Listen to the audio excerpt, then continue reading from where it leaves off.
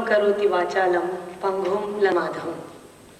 With your grace, the dumb can become eloquent and the lame can climb a mountain. My loving pranams to our ever-present Swami and Sai Ram to all of you.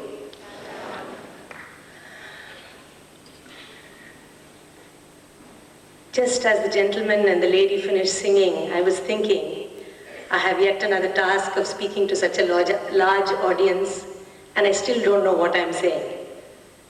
And as he finished the song beautifully, saying that where are you, O Bhagavan? We look everywhere, but you are in our faith. I think that is the theme that Swami wanted to go with me today.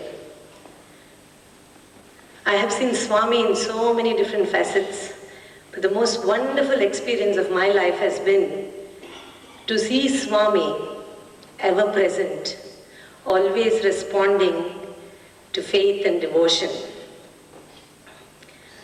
I will start off with telling you about a wonderful incident that happened to me about 2 years ago. I had the good fortune of being born in a family that was close to Bhagwan and in his physical proximity, just because I was there at that time.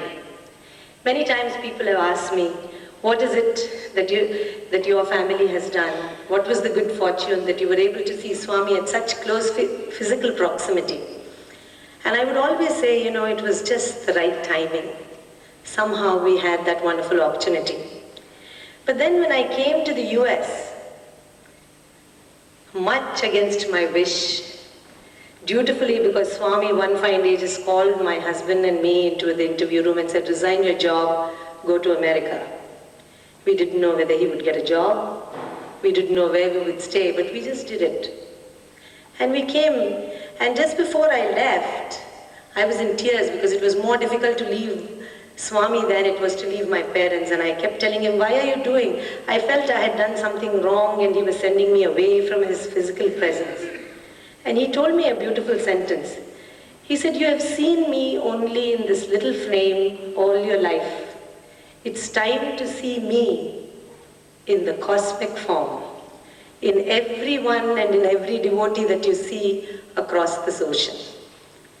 And I didn't understand it. I understood it intellectually, but I didn't understand the experience of it till I came. And many times when I spoke, I wondered what it was that Swami meant. People asked me why I was so fortunate. And I said, is it because I was born in the right family that I had all these wonderful experiences? Did it mean that people who came much later to Swami, who sat in the 50th row, would never get Swami's wonderful experience? What did it mean? And 2 years ago, Swami answered my question. My husband and I went to New York to see a Broadway musical. We tried many times to get tickets for this particular show, and somehow or the other, it never seemed to work. And then one particular day, we did get the tickets. We live in Washington, D.C., so we drove to New York, stayed there, and we were enjoying the show, and during the intermission, I just got up to go and use the restroom. And it was very crowded, so I asked one of the people there, and they said, there's one if you go down the long hallway. So I walked down the long hallway. There was one little restroom there, and as I was washing my hands, there was a lady who was cleaning the bathrooms. She was, a Hispanic lady, and she was cleaning the bathroom, and she just looked at me and said, hello, hi. I said, hi. I was wearing salwar kameez that day because it was our wedding anniversary and we had gone to the temple. She looked at me again and sort of hesitantly said, you Indian? And I said, yes, I am an Indian. And then she sort of wanted to say something to me, and then suddenly she said, you know Sai Baba? I said, yes, I know Sai Baba. I said, how do you know him? She said, I don't know him. I see him in a dream, she said. He told me he was Sai Baba. And she said, can I tell you something personal? I said, okay, it's something that I can help, I would be glad to. So she said, I have a daughter who's very sick, both her kidneys have failed. It's very hard to get a transplant. I don't have money.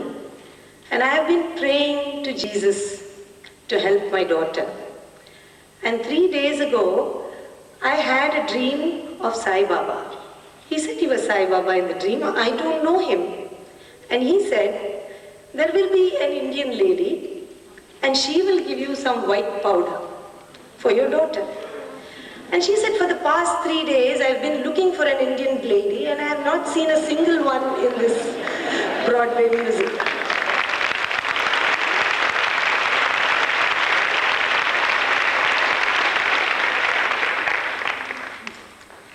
And today is my last day of duty. I have to take 3 days off because I have to take to the doctor. And I was wondering as I was cleaning the bathrooms whether it was some strange dream, and you walked into this bathroom, you're wearing Indian clothes, which is why I asked you. This was in the month of December. I had been to Puttaparthi in June, and Swami had given me some vibhuti in the interview room, which I had put in my purse and had completely forgotten to take it out. The minute she asked me, I remembered that I had the materialized vibhuti with me, so I took it out and I gave it to her. And I said, good luck with your child. And she said, I am not a Hindu, I'm a Christian. I said, that's all right. You can have the vibhuti. End of story. I came back, I told my husband what had happened. We both wondered what wondrous thing would happen to the child, but I never knew. Till a year and a half later, when I went back to Puttaparthi, I went into the interview room, and the minute Swami looked at me, he said, the girl is all right. She didn't need a kidney transplant.